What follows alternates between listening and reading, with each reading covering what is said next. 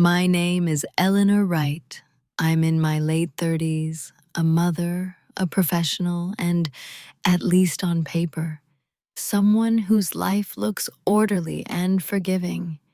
People tend to describe me as calm, reasonable, dependable, the woman who keeps things moving without needing applause, the one who smooths tensions, remembers birthdays, absorbs misunderstandings, and quietly makes space for other people's mistakes. If you asked those who know me casually, they would probably say, I'm gentle.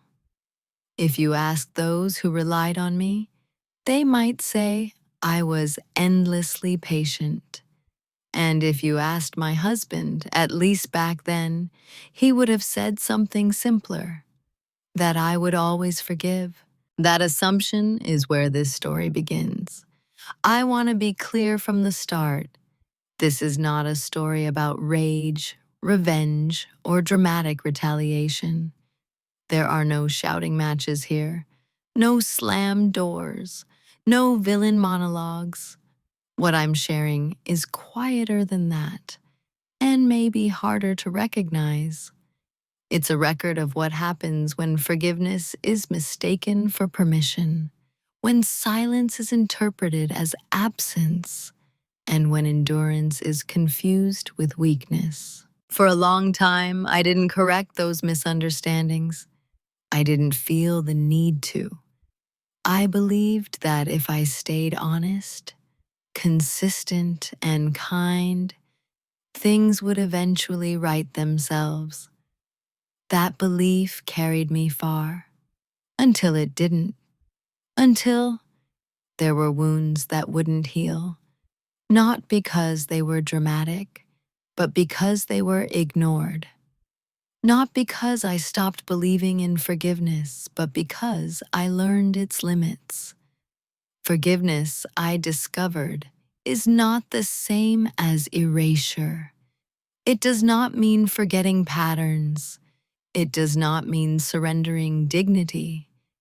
And it certainly does not mean staying still while being quietly diminished. What you'll hear over the next chapters is an emotional journey rather than a plot-driven one. It moves through small moments, conversations that felt slightly off, decisions that were made without me, assumptions that accumulated like dust. You'll hear how I came to understand the role I'd been assigned without ever agreeing to it, how I noticed things others overlooked, how I chose patience again and again until patience itself began to change shape. There is no triumphant ending here, no moment where I win in the way stories usually define winning. What there is, instead, is clarity. The kind that arrives slowly, settles deeply, and cannot be undone once it's fully seen. I'm telling this story because I know how common it is to be underestimated when you're composed, to be overlooked when you don't demand, to be taken for granted when you forgive quietly. And I'm curious, before we go any further, have you ever been seen as easygoing when what you really were was enduring? For a long time, I believed that how people treated me was simply the result of how clearly I explained myself. If I was misunderstood, I assumed I needed to be more patient. If I was overlooked, I told myself it was because I didn't push hard enough. And if my feelings were dismissed, I wondered whether they were, in fact, too subtle to matter. That was who I was to them, the subtle one. In my marriage, I occupied a role that was never officially named, but everyone understood it instinctively. I was the stabilizer, the one who absorbed disruptions before they reached the surface. If something went wrong, I adjusted. If someone was uncomfortable, I adapted. If plans changed, I reorganized my expectations without complaint. I didn't announce these choices, I simply made them. Made. My husband used to say he admired my calm. He said it early, often, and with genuine affection. You don't overreact, he'd tell friends. She's not dramatic. At the time, I took that as praise. I didn't yet understand that what sounds like admiration can quietly become a justification. To others, I was dependable. At work, I was the one who caught errors before they became problems. I remembered details no one else did. I followed through. I didn't need reminders. I didn't raise my voice in meetings. People trusted me because I was consistent, not because I was visible. When successes were discussed, my contributions were usually implied rather than named. I told myself that was fine. The work mattered more than the credit. At home, the same pattern played out in smaller, more personal ways. Decisions were made around me rather than with me. Not out of malice, at least not obviously, but out of habit. Dinners were planned, schedules shifted, assumptions were formed. I was informed after the fact, often with the phrase, "I figured you'd be okay with it." And most of the time, I was. Not because it didn't matter, but because I had learned that objecting required energy I didn't always have. It required explaining why something that looked small on the surface felt heavier underneath. And I was tired of translating my inner world into language that others skimmed past. So I stayed quiet, not resentfully, at least not yet, but practically. Silence was efficient. It kept things smooth. It maintained peace. And peace, I believed, was evidence of maturity. Looking back now, I can see how easy it was to mistake that silence for emptiness. People rarely notice what doesn't interrupt them. My needs didn't interrupt. My discomfort didn't demand attention. I didn't cry, or accuse or threaten consequences. I listened, I nodded, I adjusted. Over time, that made me predictable, safe, forgiving, especially forgiving. My husband came to rely on that forgiveness, the way people rely on gravity, without thinking about it. He assumed it would always be there, quietly pulling things back into balance no matter how far they drifted. When misunderstandings happened, he expected resolution without repair. When boundaries blurred, he trusted I'd redraw them invisibly. When something hurt me, he believed time would soften it without his involvement. What he didn't see were the small moments I kept track of. Not in a vengeful way, but in the way you notice cracks in a wall you live beside every day. You don't panic. You don't move out immediately. You just notice. You remember where they are. You start to understand which ones are growing. I wasn't invisible because I lacked substance. I was invisible because I didn't demand to be seen. And there's a difference. At that stage of my life, I still believed that being good meant being accommodating, that love was proven through endurance, that if I stayed steady long enough, others would eventually meet me there. I didn't yet understand that some people don't meet steadiness. They lean on it. This isn't the part of the story where anything breaks. Nothing dramatic happens here. No single event justifies what comes later. This is simply the foundation. who I was to them, and why no one questioned it, including me. The first time it happened, I almost missed it. There was no argument, no raised voices, no sharp words that lingered in the air afterward.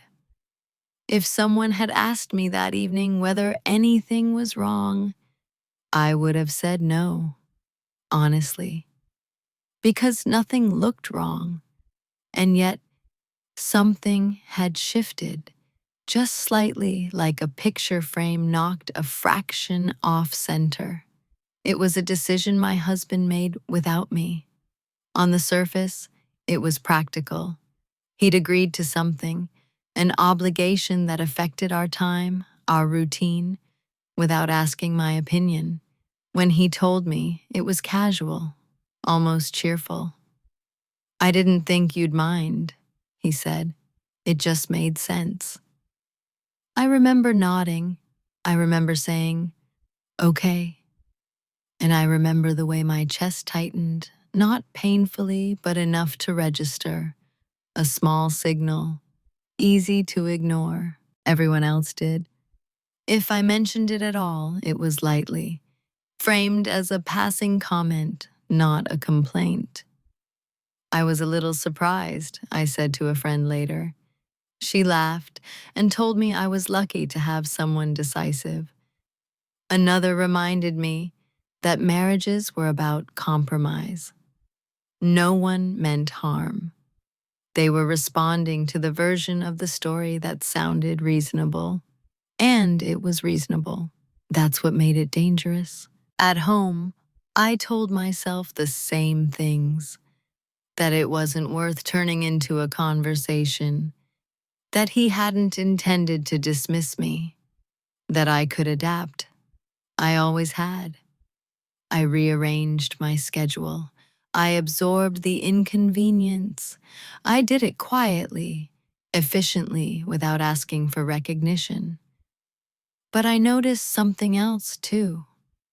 I noticed that he didn't check in afterward. There was no, "Is this really okay?" No pause. No curiosity about whether the decision had cost me anything. My initial acceptance had closed the door on further consideration. My forgiveness, offered before it was even asked for, had done its work. That night, lying awake, I tried to name the feeling. It wasn't anger. It wasn't sadness. It was more like displacement, as if my presence in the decision-making process had been optional, as if my role was to adjust, not to participate. It would have been easy to forget that moment. Nothing about it demanded to be remembered. And yet, I did remember it.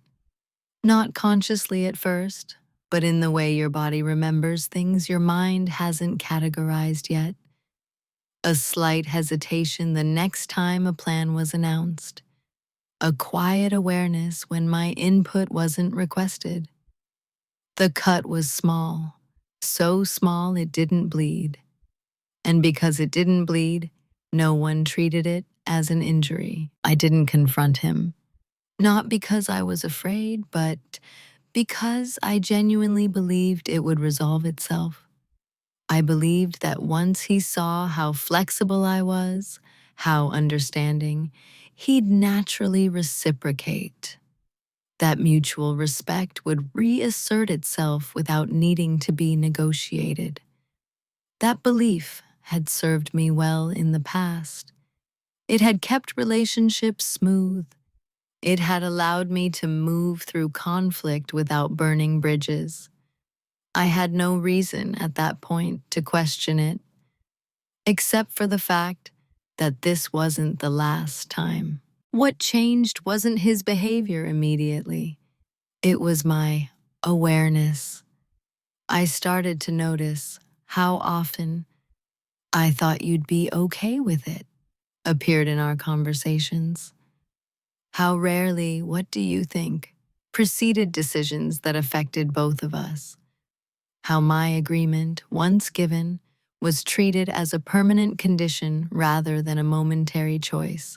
Still, I said nothing. Outwardly, I remained the same, calm, accommodating, forgiving. Inwardly, something began to catalog, not with resentment, but with clarity. I wasn't keeping score. I was keeping track.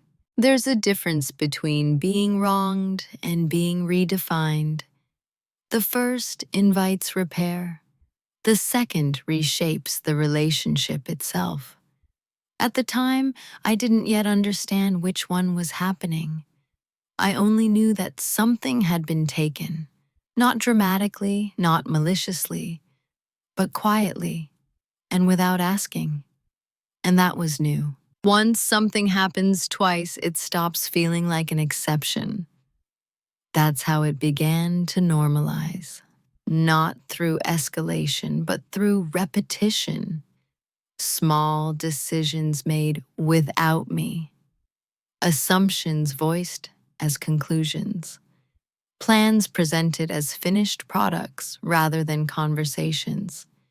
Each one, on its own, was easy to justify. Together, they formed a pattern that was harder to name precisely because it never announced itself. I became fluent in rationalization. He didn't mean it that way. He's under a lot of pressure. This isn't the hill to die on. Those thoughts came automatically, like reflexes I'd practiced for years. They weren't lies. They were partial truths, carefully selected to preserve harmony. I told myself that relationships required flexibility, and flexibility was something I had in abundance. If I could bend a little, things would stay smooth. If I stayed smooth, love would stay intact. What I didn't notice right away was how one-sided that flexibility had become. I was the one adjusting my expectations. I was the one reworking my schedule. I was the one explaining away discomfort before it fully formed. Over time, my inner responses grew quieter, not because the feelings disappeared, but because I learned to intercept them before they reached the surface. At gatherings, my husband spoke for both of us, not aggressively, just confidently. He answered questions directed at me. He summarized our plans. He explained our choices. People nodded. It looked efficient. I smiled and let it happen. Correcting him felt unnecessary, even rude. Why interrupt when the story was close enough? Except it wasn't my story anymore. When I did offer a different perspective, it was often met with surprise. Not resistance, surprise. As if my input hadn't been expected. As if I'd stepped slightly out of character. The moment would pass quickly. He'd say, "Oh, right," or "I forgot you felt that way," and the conversation would move on. Those moments were subtle, but they taught me something important. My opinions were not being dismissed so much as they were being unaccounted for. There's a difference between being ignored and being forgotten. I began to feel like a background constant, reliable, steady, assumed. My presence was factored into outcomes, but not into deliberations. I was the infrastructure, not the architect. Necessary, but not consulted. Still, I stayed quiet. Part of me believed that naming the issue would give it more weight than it deserved. Another part feared that if I spoke up and nothing changed, I would have to confront what that meant. Silence, at least, preserved possibility. As long as I didn't say anything, I could tell myself that respect was still there, just temporarily misplaced. And then there were the apologies. They came easily, too easily. I'm sorry, I didn't realize. I didn't think it mattered. You know, I didn't mean to hurt you. Each apology was delivered with sincerity, and each one ended the conversation before it truly began. The problem with apologies like that isn't their content, it's their timing. They arrive before understanding, before reflection, before change. I accepted them anyway. Forgiveness had become my default setting. It made me feel morally intact, reasonable, mature. It allowed me to avoid the discomfort of conflict while still seeing myself as fair. I told myself that holding on to grievances would harden me, and I didn't want to become someone sharp. What I didn't realize was that I was slowly becoming hollow instead. There were moments, quiet, private ones, when I sensed something was wrong.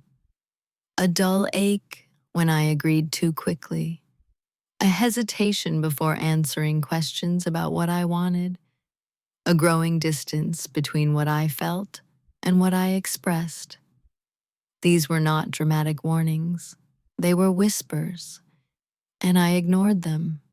Because ignoring them was easier than renegotiating the entire structure of my marriage. Easier than admitting that my role had shifted from partner to accessory. Easier than confronting the possibility that my silence had taught others how to treat me. Disrespect, when it's loud, demands response. When it's quiet, it asks for permission. And I had been giving it over and over, without realizing that permission once given is rarely revoked without consequence. By the time I noticed how normalized it had become, I had already participated in its construction, not deliberately, not willingly, but consistently. And consistency, I was beginning to learn, is powerful, especially when it works against you. I didn't wake up one morning and realize I'd been assigned a role. There was no announcement, no conversation. It revealed itself slowly, through repetition, through expectation, through the way people reacted when I stepped slightly outside of it. I was the reliable one, not the visionary, not the decision maker, not the person whose preferences shaped outcomes. I was the one who made things work after decisions had already been made, the one who filled gaps, the one who adjusted without complaint, useful, appreciated, rarely consulted. Once I saw it, I couldn't unsee it. The role showed up everywhere. In how tasks were delegated at home, in how my time was treated as flexible by default, in how my emotional labor was assumed rather than acknowledged.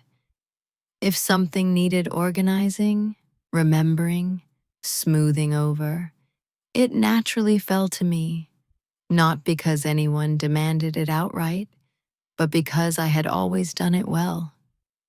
Competence, I was learning, can be quietly exploited. My husband trusted me to handle things. That was how he framed it. "You're just better at this stuff," he'd say. "I know you've got it." It sounded like confidence.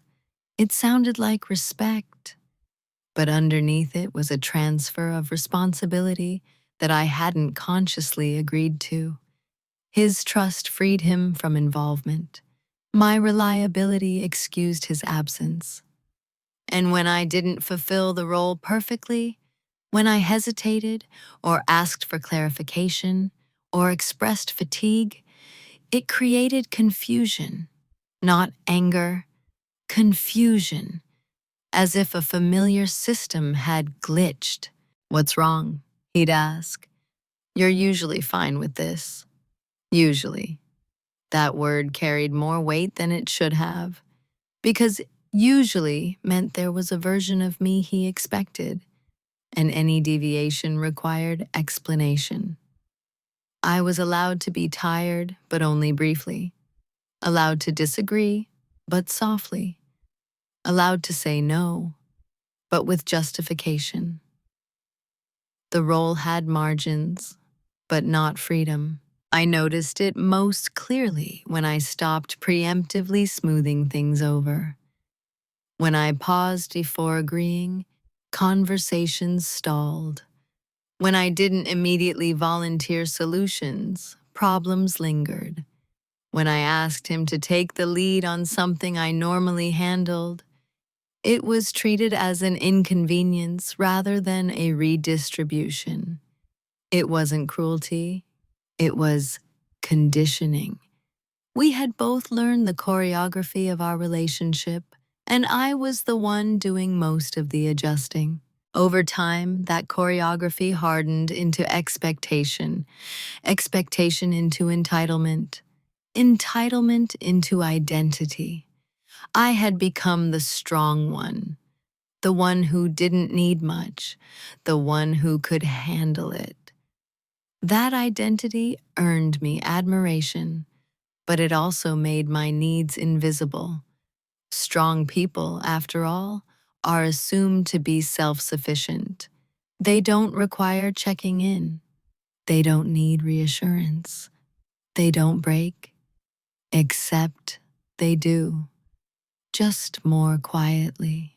There were moments when I considered naming the role out loud, saying, "This isn't working for me." But every time I imagined the conversation, I felt the weight of how much would have to change. Roles are efficient. They keep things predictable. Disrupting them introduces friction. And I had spent years minimizing friction, believing that was synonymous with love. So I stayed inside the lines.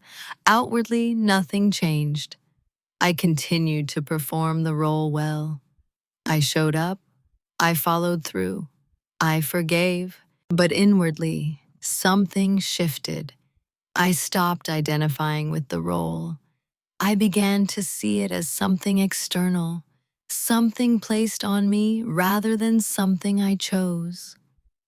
That distinction mattered, because once you realize a role is assigned, you also realize it can be declined, not loudly, not immediately, but deliberately.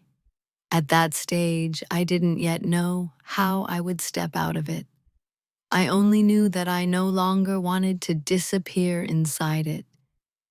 The woman I was becoming inside my own mind was no longer content to be useful at the expense of being known.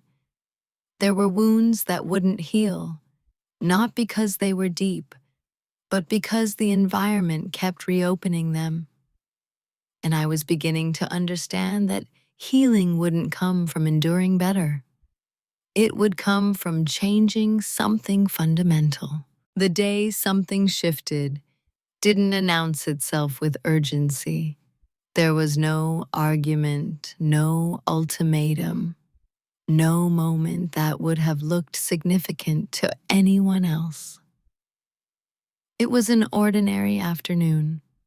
I was alone in the house, sitting at the kitchen table, surrounded by the quiet evidence of a life in motion, half-finished lists, a cooling cup of tea, the hum of appliances doing their jobs without comment. I had just finished handling something my husband had forgotten.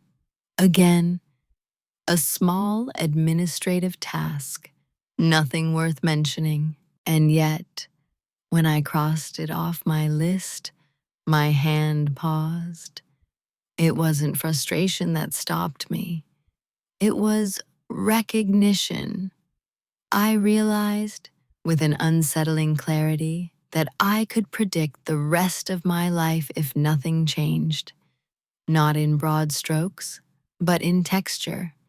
I could see the rhythm of it, the constant adjusting, the quiet swallowing of disappointment, the way my needs would continue to be deferred until they felt too small to articulate. The thought didn't make me angry, it made me still. For the first time, I didn't rush to resolve the feeling. I didn't explain it away. I didn't translate it into something more palatable. I let it exist, fully formed, without trying to soften it. And in that stillness, something fundamental shifted. I saw my silence differently, not as patience, not as maturity, but as a habit I had been rewarded for. Yes, but a habit nonetheless. And like all habits, it had consequences. I thought about all the times I had said it's fine when it wasn't. All the moments I had chosen harmony over honesty. All the ways I had protected others from discomfort at the cost of my own clarity. None of those choices were wrong individually, but together, they had shaped a life where my internal world was increasingly disconnected from my external one. That disconnect was the wound, and there were wounds that wouldn't heal, not because they were dramatic, but because I kept treating the symptoms instead of the cause. I didn't confront my husband that day. I didn't make a plan. I didn't even cry. I simply sat there and acknowledged something I had been avoiding. If I continued as I was, nothing would change. Not because he was incapable of change, but because there was no incentive for it. The system worked for everyone but me.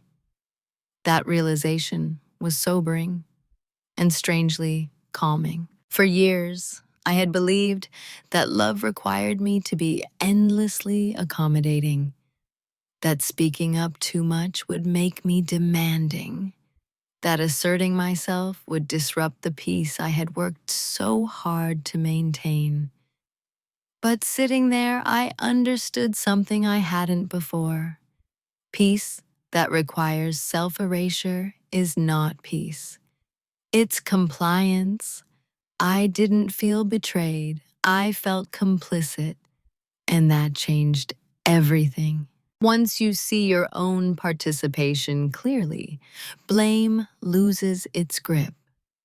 What replaces it is responsibility, not for others' behavior, but for your own boundaries. I couldn't control whether my husband would ever fully see me, but I could control whether I continued to make it easy for him not to. That afternoon, I made a quiet decision, not to leave, not to confront, not to demand, but to stop automatically cushioning the world around me. I would pause before agreeing. I would let silences stretch instead of filling them. I would allow others to feel the weight of their own assumptions, not as punishment, but as reality. This wasn't a strategy yet. It was an internal alignment. I didn't announce the shift because it wasn't performative. No one needed to know. The change was subtle, almost invisible, but it was irreversible. Once I stopped lying to myself about how things felt, I couldn't go back to the ease of not knowing. That was the day I stopped seeing myself as someone waiting for understanding. I became someone observing patterns, watching responses, noting what happened when I didn't rush to repair discomfort that wasn't mine to fix. From the outside, nothing changed. Inside, everything did. And that was the most dangerous kind of shift of all. At first, No one noticed the change. That wasn't surprising. I hadn't announced it. I hadn't altered my tone or withdrawn affection. I simply stopped anticipating. I let questions linger instead of answering them for everyone else. I waited before agreeing. I asked for clarification instead of smoothing things over. My silence wasn't cold, it was neutral, and that neutrality unsettled people more than anger ever could. What I was doing looked, on the surface, like the same old calm, but it wasn't. Before, my silence had been automatic, reflexive. Now it was deliberate, chosen, and choice changes the energy of everything. My husband was the first to feel it, though he didn't name it right away. When he presented plans, I listened without immediately responding. When he assumed my availability, I asked, "What makes you think that?" Not accusingly, genuinely. The question wasn't a challenge, it was an invitation for him to examine his own logic. He laughed it off at first. "You're being funny," he said once, smiling. I smiled back. I didn't explain. Silence, I was learning, doesn't need justification when it's grounded. The more I paused, the more others filled the space with their own interpretations. Some assumed I was tired.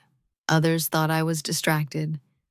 A few interpreted it as emotional withdrawal. None of them considered the possibility that I was simply no longer compensating for their assumptions. That misunderstanding worked in my favor. When you stop over-explaining, people reveal how accustomed they were to your labor. They become aware of the gaps you use to quietly fill, not all at once, slowly, inconveniently. I noticed how often my husband relied on me to remember things. When I didn't, he forgot. When I didn't remind him, deadlines passed uncomfortably close. When I didn't adjust my schedule, conflicts arose that he had to resolve himself. He wasn't angry, he was confused. "Why didn't you tell me?" he asked once, after missing something important. "I assumed you had it," I replied, calmly, truthfully. The words landed differently when spoken by me. There was a moment not long after when he said, "You've changed." Not accusingly, more like an observation. I nodded. I didn't rush to reassure him. I didn't deny it. Change, after all, isn't something that requires permission. What he didn't realize was that this change had been a long time coming. It just hadn't been visible before.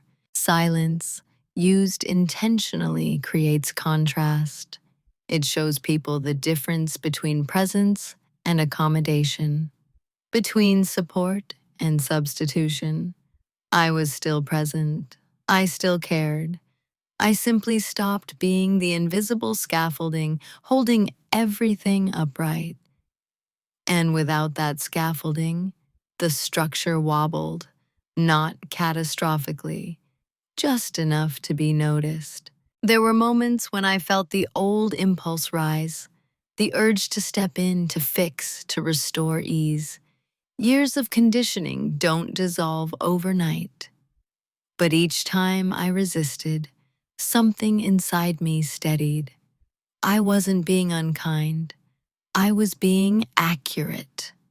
Accuracy, I discovered, can feel like cruelty to those accustomed to being buffered from consequences. My husband tried, tentatively, to draw me back into the old dynamic. He offered apologies for small things, compliments, affection, not manipulative, just familiar. But I noticed how these gestures appeared when my silence created discomfort. Not when my needs had been overlooked. I received them without comment, gratitude without surrender.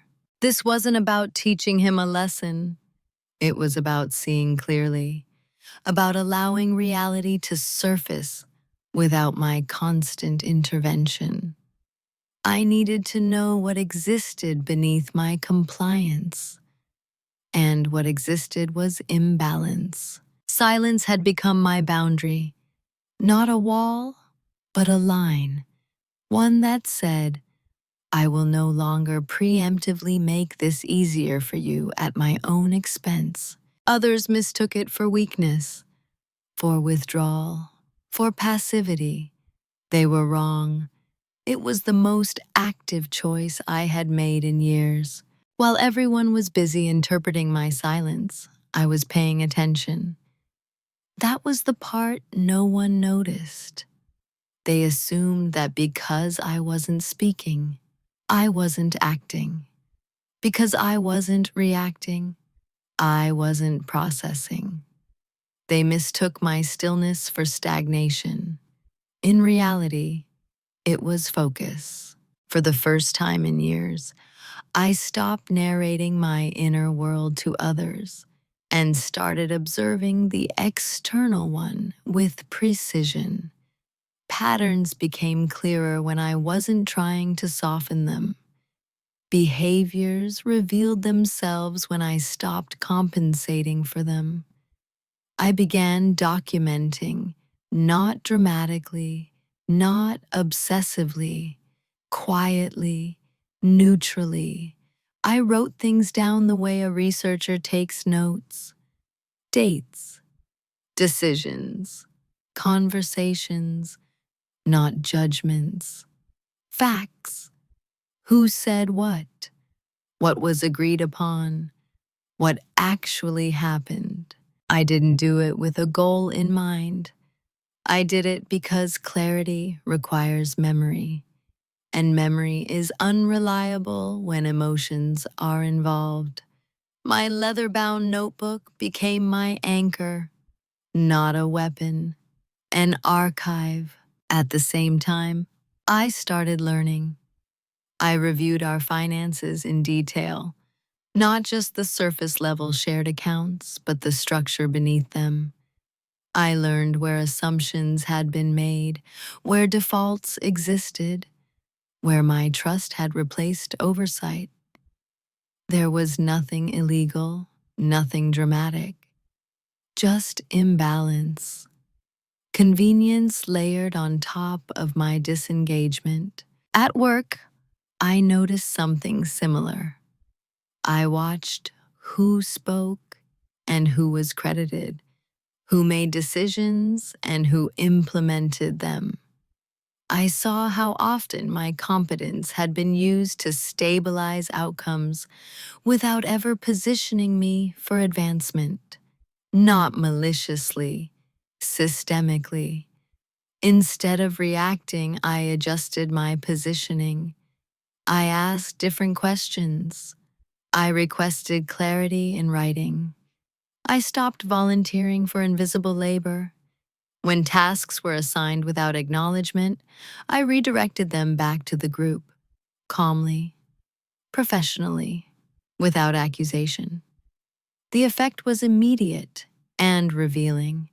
People were surprised by how much I had been doing, not appreciative, surprised. That distinction mattered. At home, my husband sensed something but couldn't quite name it. He oscillated between curiosity and reassurance. Some days he tried harder. Other days he reverted to old habits, assuming my silence meant compliance had returned. I let the inconsistency speak for itself. What I never did was warn him. I didn't say, things need to change or you're going to lose me. Threats create resistance. Ultimatums invite negotiation. I wasn't interested in either. I was interested in truth, and truth reveals itself best when you stop interrupting it. I paid attention to how often my needs were considered without prompting. Rarely. I noticed how quickly concern faded when I appeared composed. Immediately, I observed how easily affection replaced accountability. None of this shocked me anymore. That was the most important part. Shock makes you reactive. Familiarity makes you precise. I also began to imagine futures, not fantasies, but logistics. What would my life look like if I stopped assuming my current arrangement was permanent? What resources would I need? What systems would need restructuring? What dependencies existed that could be reduced? This wasn't planning an exit, it was mapping reality. People often think preparation looks like secrecy, like hidden motives, like plotting. In truth, it often looks like education, like organization, like quiet competence applied inward instead of outward. And because I wasn't emotional about it, no one suspected anything. They still saw the same woman, calm, reasonable, forgiving. They didn't see the shift in my internal reference point. I was no longer measuring my worth by how little disruption I caused. I was measuring it by how accurately my life reflected my values. Integrity had replaced harmony as my guiding principle, and integrity is quiet. There were moments when I wondered if I was over-interpreting things, if I was reading patterns where none existed. But each time I tested a boundary by not stepping in, by not smoothing, by not absorbing, the same result appeared. The system relied on me staying invisible. Once I stopped doing that, its weaknesses surfaced. This wasn't about blame. It was about alignment. I was aligning my actions with my awareness, my silence with my intention, my patience with my self-respect. What they never noticed was that while they were adjusting to the discomfort of my absence, I was adjusting to the clarity of my presence. And clarity, once gained, doesn't ask permission to stay. The reveal didn't come with adrenaline. There was no rush, no sense of triumph, no moment where I sat back and thought, so this is it. It arrived quietly, almost anticlimactically. I was reviewing documents one evening, routine things I had looked at before, but never with this level of attention. Numbers, agreements, timelines, the architecture of our shared life laid out in neutral language. I wasn't searching for betrayal. I wasn't expecting a discovery. I was simply reading, with my eyes open. And that's when I saw it. Not a secret, not deception, something more ordinary and more consequential. I saw how much of our life functioned on the assumption that I would continue to absorb risk, responsibility, and adjustment without question. Financial decisions that favored flexibility for him and stability for me. Long-term plans that assumed my availability but preserved his autonomy. Clauses and structures that were technically fair, yet practically asymmetrical. There it was. The leverage. Not leverage in the dramatic sense people imagine. No scandal, no exposure. The leverage was structural, legal, logistical. It lived in the details no one revisits once things are working. I realized that much of what held our arrangement together wasn't intention. It was inertia. And inertia only favors those already moving. What struck me most was how unintentional it all was. This wasn't a plan he had crafted to disadvantage me. It was simply the result of default settings left unquestioned because I had never questioned them. My trust had filled in the gaps where oversight should have been. Understanding that removed any lingering anger. This wasn't about being wronged in a way that demanded retribution. It was about seeing clearly how power had been distributed and how quietly I had agreed to it by not looking too closely. The clarity was sobering. I closed the folder and sat there for a long time, not thinking about what I could do, but about what I wouldn't do anymore.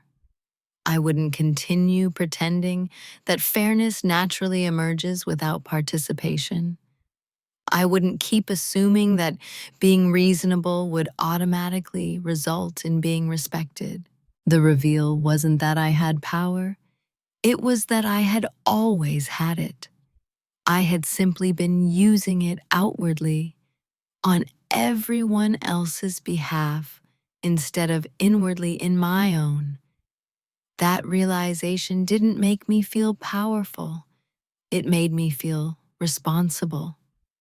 Because once you see leverage, you also see obligation.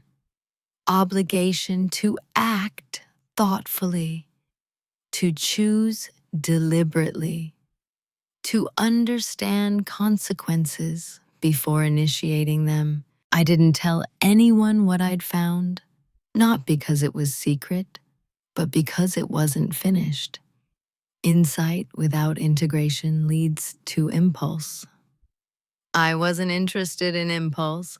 Instead, I sat with the information. I let it settle.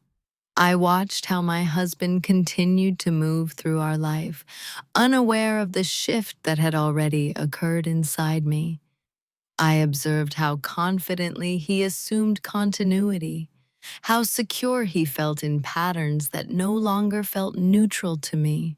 There was a sadness in that, not bitterness, sadness, because I understood then that the safety he felt had been subsidized by my silence. And safety, built that way, is fragile, dependent on someone else's endurance. I didn't want to shatter anything. I wanted to rebalance. But rebalancing requires a decision point, and I wasn't there yet. The private reveal wasn't about what I would do next. It was about what I could no longer unknow. The information rearranged my internal hierarchy. My needs moved from optional to essential. My voice shifted from negotiable to necessary. And there were wounds that wouldn't heal, not because they were deep, but because they were embedded in a system that required my participation to sustain them. That system no longer had my full participation. I didn't feel victorious. I felt clear. Clarity doesn't shout. It doesn't rush. It doesn't perform. It simply waits, patient and immovable until action aligns with understanding. And that was where I was now, standing quietly at the edge of a choice that, once made, could not be reversed. Once clarity arrives, indecision becomes its own kind of decision. I understood that now. For weeks after the private reveal, I lived inside a narrow corridor of possibility, not paralyzed, considering. I weighed outcomes the way you do when the stakes are real, not theoretical. I thought about comfort, about disruption, about the quiet cost of staying exactly as I was versus the visible cost of change. There were several paths open to me. I could confront my husband directly, lay everything out, name the imbalance, ask for restructuring, renegotiation, repair. That path required vulnerability and hope. Hope that he would truly listen. Hope that awareness would lead to sustained change, not temporary adjustment. I could do nothing. Continue as I had, armed with knowledge but committed to endurance. Many people live this way, awake but contained. There is safety in familiarity, even when it erodes you slowly. Or I could choose the path that required the least explanation and the most integrity, the irreversible one. That path wasn't dramatic. It didn't involve secrecy or escape. It involved quietly repositioning myself so that my well-being no longer depended on someone else's awareness. It meant changing the structure rather than pleading within it. The more I considered it, the clearer it became. I no longer trusted words to do the work actions had avoided for years. Not because my husband was incapable of growth, but because the system we were in rewarded him for not noticing. Change that relies on someone else's insight is fragile. Change that relies on your own alignment is durable. I thought about the woman I had been, how often I had explained myself into exhaustion, how often I had softened truths to preserve peace. I didn't want to negotiate my dignity anymore. I wanted it to be non-negotiable. The decision wasn't fueled by anger. It was fueled by exhaustion, the kind that comes from sustained self-suppression. And exhaustion, unlike anger, doesn't want to fight. It wants to be done. So I chose the path that required the fewest emotional transactions. I decided to move forward without announcement. Not because I wanted to deceive, but because I didn't want to be talked out of my own clarity. I knew how easily my resolve could be diluted by apologies, by promises, by the familiar comfort of being needed. This wasn't punishment, it was self-preservation. The moment I made that decision, something inside me settled. Not relief exactly. Alignment, the kind that feels quiet but firm, like a lock clicking into place. I didn't feel righteous. I felt resolved. From that point on, my actions became methodical, not rushed, not secretive, just precise. Each step I took was something I would have been willing to explain after the fact. That mattered to me. I wanted my choices to withstand scrutiny, including my own. There were nights when doubts surfaced, when I wondered if I was being unfair, if I was giving up too soon, if I owed him a chance to change now that I understood the full picture. But each time I revisited those questions, the same answer returned. I had been giving chances for years. I just hadn't framed them that way. Silence can be generous, but it is still a form of participation. And I was done participating in something that required me to shrink. The irreversible choice wasn't leaving immediately. It wasn't confrontation. It was commitment to myself, to my values, to a version of life that didn't require constant self-translation. Once that commitment was made, everything else became logistics. And logistics, unlike emotions, don't argue. They simply unfold. Once the decision was made, I didn't feel urgency. I felt discipline. That surprised me. I had always imagined that choosing yourself would come with a surge of energy, something dramatic, something liberating. Instead, it came with restraint, with patience, with an almost administrative calm. I wasn't dismantling a life. I was rebalancing it piece by piece without spectacle. I moved in silence because silence kept things clean. At work, the changes were subtle but deliberate. I stopped over-functioning. I formalized responsibilities that had previously been informal. When requests came in last minute, I asked for timelines.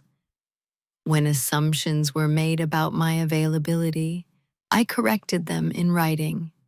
Nothing confrontational, just clear. People adjusted, not gracefully, but they adjusted. At home, I did less explaining. I didn't announce where I was going internally, and I didn't volunteer reassurance. I continued to show up, continued to be present, but I stopped cushioning outcomes.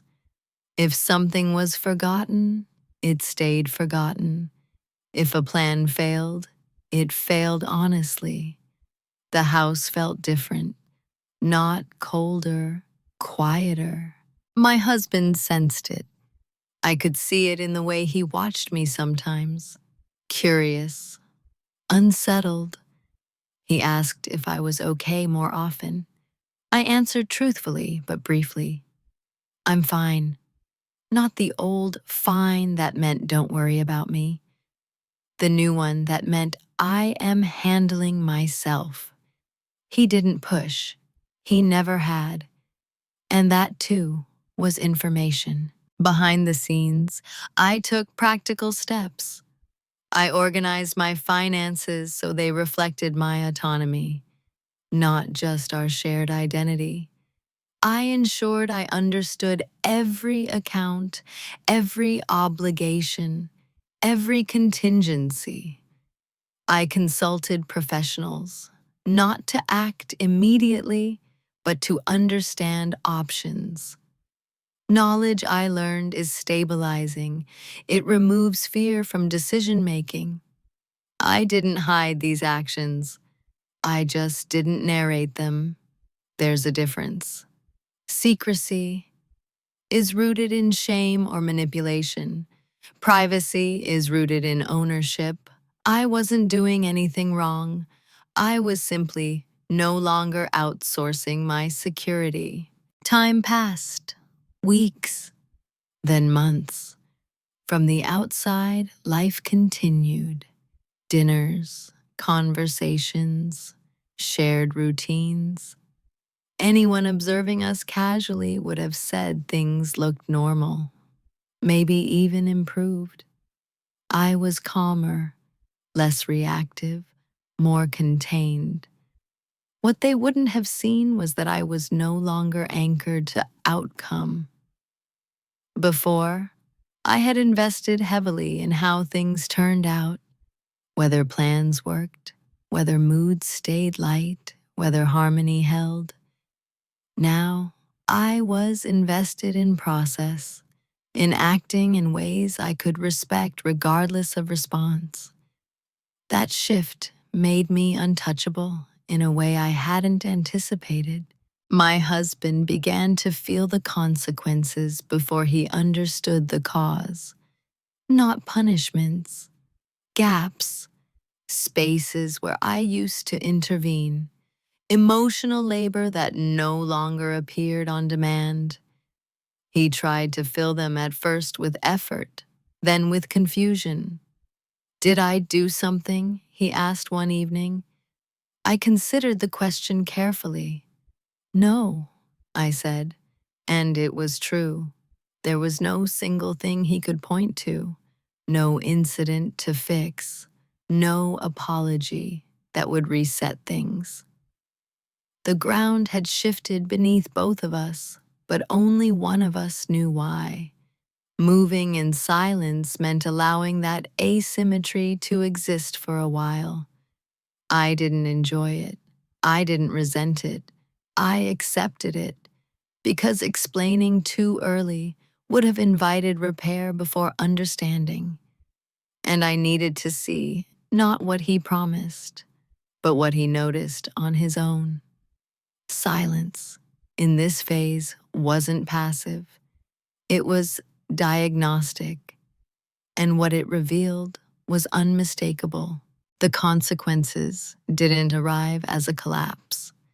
They arrived as inconvenience. Small things first. My husband missed deadlines he'd never tracked himself. Commitments overlapped because I wasn't coordinating the calendar. Plans fell apart at the edges when I didn't step in to smooth them. None of it was catastrophic, but it was unfamiliar, and unfamiliarity creates discomfort. He started double-checking things, asking more questions, not about me, but about logistics. Did we already handle this? Were we supposed to do that? I answered when asked. I didn't preempt. I didn't remind. At work, something similar unfolded. Projects stalled when I stopped absorbing ambiguity. When I asked for clarity, responsibilities shifted. People who had been comfortable delegating informally now had to articulate expectations. Meetings got longer, processes slowed. Again, not disastrous, just less convenient. What fascinated me was how quickly the narrative formed. Something was off, but no one could say what, because nothing was technically wrong. I hadn't withdrawn. I hadn't refused. I had simply stopped overcompensating. And without that compensation, the cost of assumptions became visible. My husband began to feel the absence of my quiet labor emotionally as well. He wasn't used to sitting with unresolved tension. In the past, I would have named it, softened it, reassured him. Now, I let it exist, not coldly, honestly.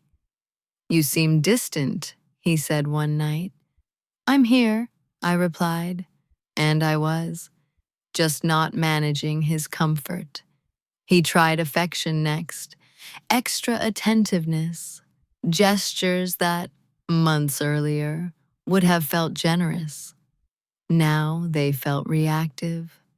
They appeared in response to his discomfort, not in response to my expressed needs. That difference mattered.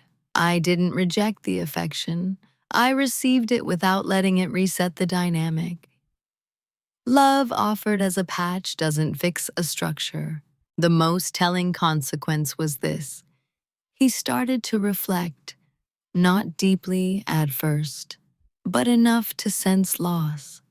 Not loss of me physically, loss of ease, of certainty, of the unspoken assurance that things would always work out without his full participation.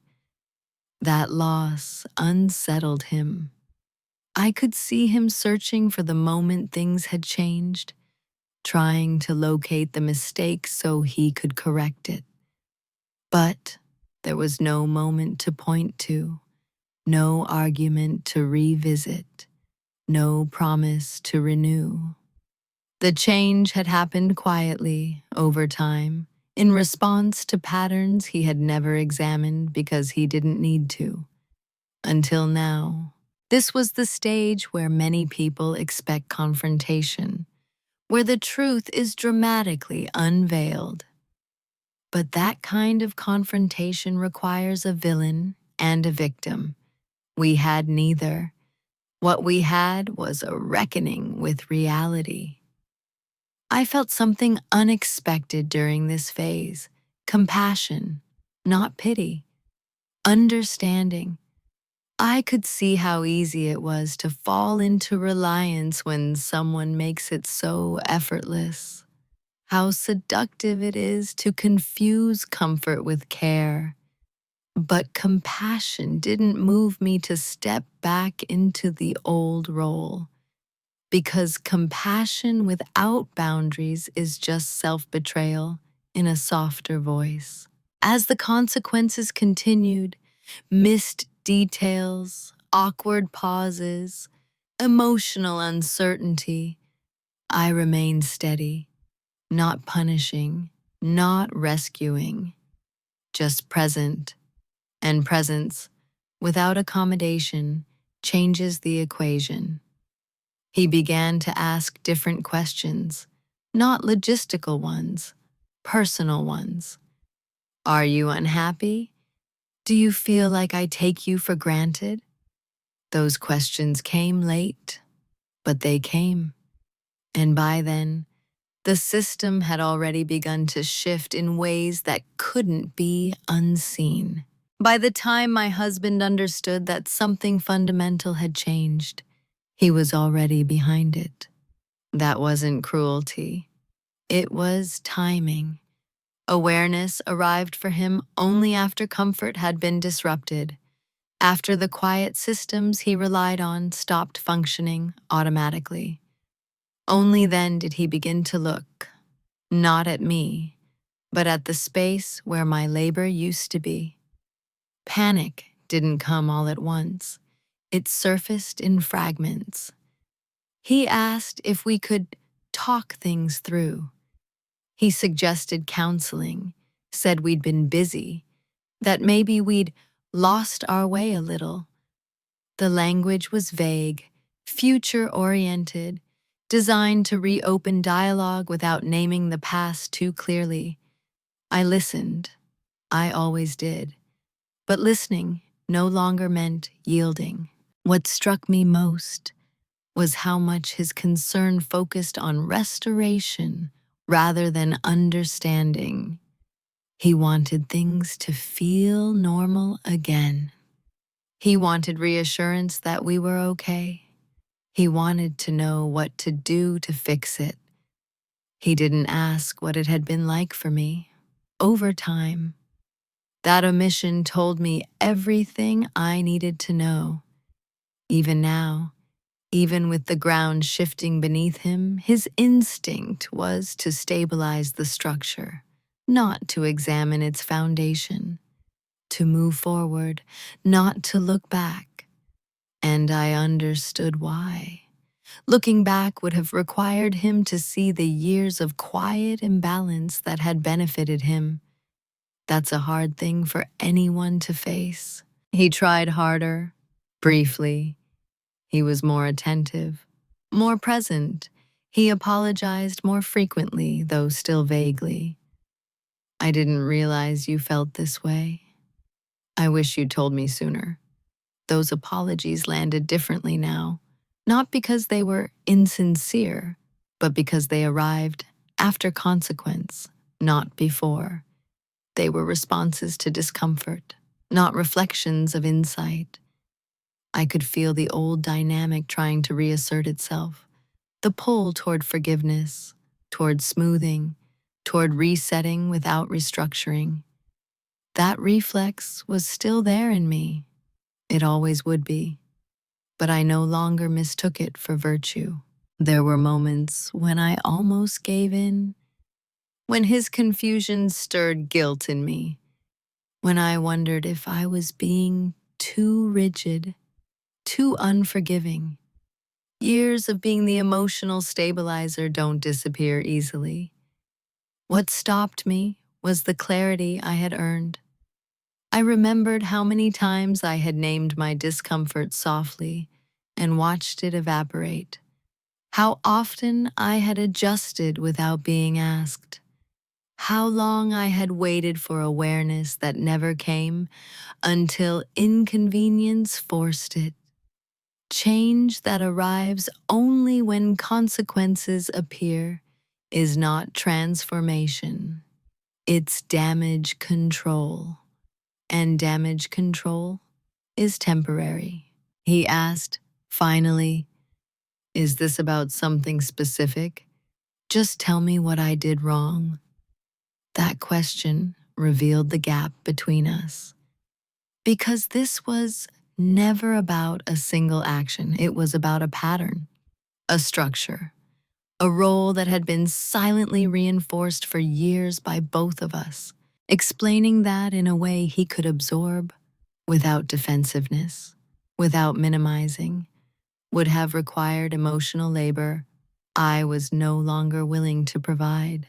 Not because I didn't care, but because I had already done it.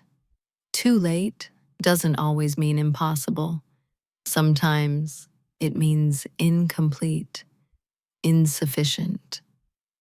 Arriving after the window for gradual repair has closed. I wasn't angry. I wasn't cold. I was resolved. And resolution doesn't negotiate with panic. I told him calmly that I needed space to live differently, not away from him yet, but differently within myself, that I needed actions to change without me orchestrating them, that I couldn't return to the old normal, even temporarily. He didn't argue. He looked stunned. That was the moment he realized that whatever had shifted was not a mood. It wasn't a phase. It wasn't something that could be fixed with enough effort in the present tense. It was the result of years he could no longer access. And some things, once they pass, do not return on demand. When the confrontation finally came, it was quieter than anyone would expect. There was no raised voice, no accusations, no catalog of grievances laid out like evidence in a trial. We sat across from each other at the same kitchen table where I had once crossed things off lists without thinking. The light was soft. The house was still. I didn't feel nervous. I felt precise. He began, haltingly, asking me to explain, to help him understand what had gone wrong. His tone wasn't defensive. It was uncertain. That uncertainty would have once moved me to reassure him, to soften my words, to take some of the responsibility onto myself to ease the discomfort. This time, I didn't. I told him the truth, but not the whole story. Not because I was hiding it, but because the whole story required years of context he wasn't ready to hold. Instead, I spoke about patterns, about how often decisions had been made without me, about how my silence had been mistaken for consent, about how forgiveness, offered too easily, had slowly erased my presence. I didn't accuse, I described. I don't think you intended to hurt me, I said. But intention isn't the same as impact, and the impact has been accumulating for a long time. He listened. I could tell he was trying. He apologized. Again, more specifically this time. He acknowledged that he'd taken my steadiness for granted, that he'd assumed things were fine because I never made them difficult.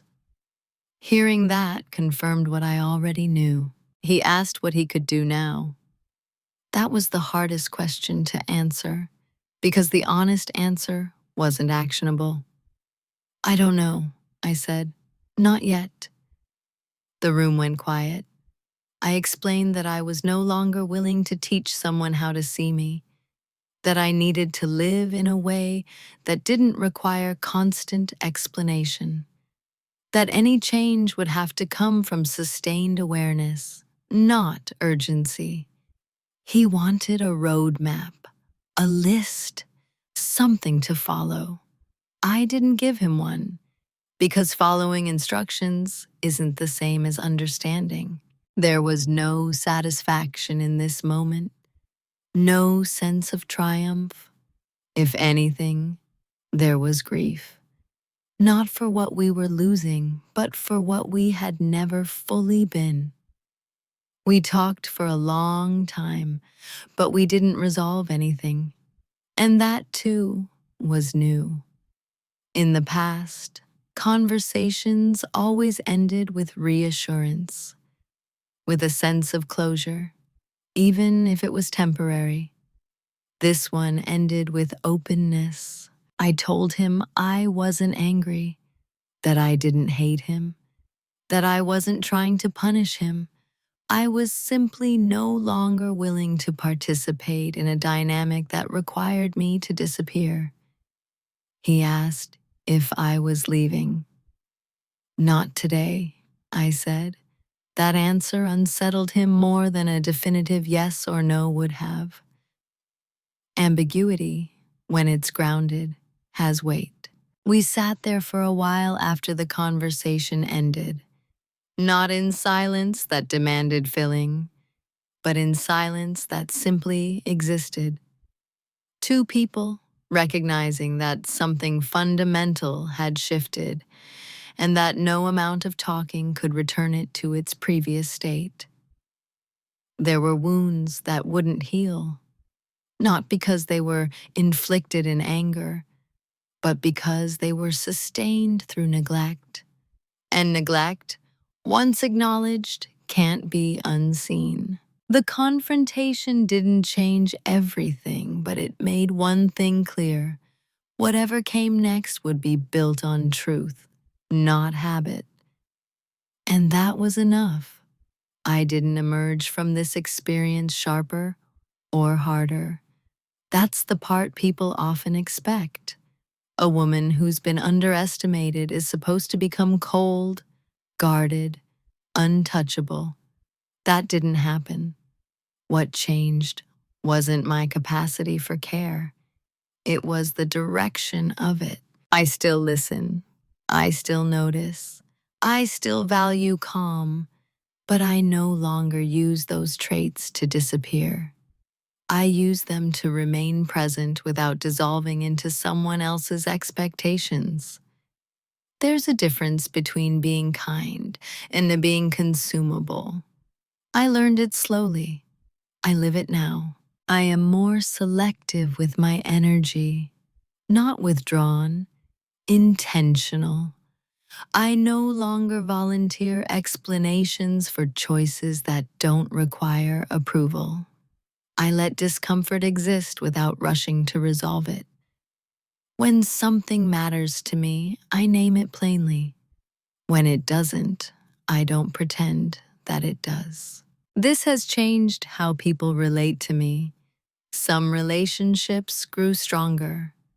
Those built on mutual respect adapted quickly.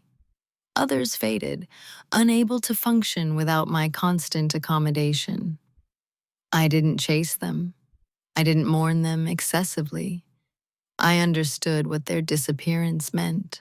At home, the dynamic continues to evolve, not smoothly, not predictably, but honestly.